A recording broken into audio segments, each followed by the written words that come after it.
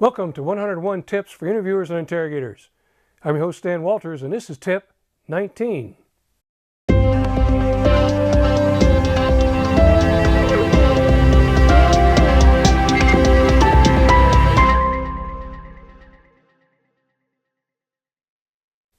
Time for Tip 19 of our 101 Tips. Are you recording your interviews? Should be. I highly recommend that you do. There are a lot of states now that on the criminal level, on investigative level, are required to do some form of recording, either audio or video of their interviews. There's now a move among federal agencies to start recording many of theirs. Back in 1984, England passed a law called PACE, Police and Criminal Evidence Act of 1984.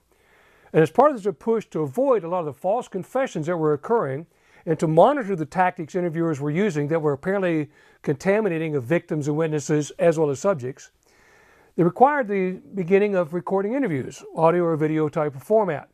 And it's being adopted here in the United States. So think about it. First of all, I don't know about your memory, but I'm not real good at keeping good track of notes or remembering the entire conversation that I have with a subject. And you've done some interviews, gone 3-4 hours at times, even with a break in between. So there's a lot of information that's lost. Then it becomes an argument of he said, she said. I've also run across cases now where the judges are saying to prosecutors, did the agency record the interview?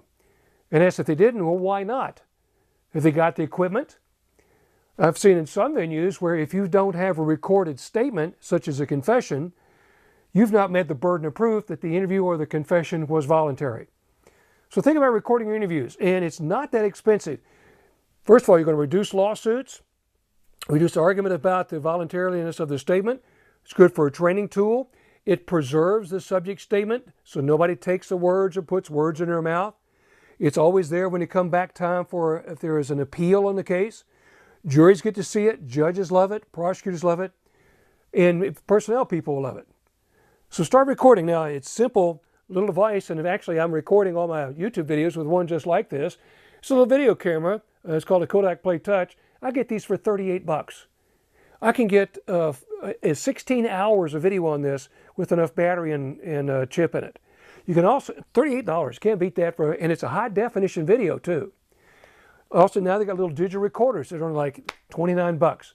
Start recording interviews, protect your case, preserve the information. Thanks for coming by.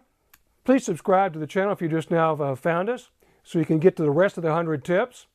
Connect with me at Facebook, LinkedIn, Twitter, on Instagram. And I appreciate it if you would share this link with everybody else so they can find this series and go through it on their own time, improving and enhancing some of their interviewing skills. Also, comment down below about your experiences about using interviewing with recordings and audio and so forth, and some of the experiences you've had, good or bad, and share those with folks so they can find out about your recording experiences. Be sure to come back. Check my website, thelieguy.com, thelieguiblog.com. Check back with me, and we're going to cover tip number 20 in our next recording. See you then.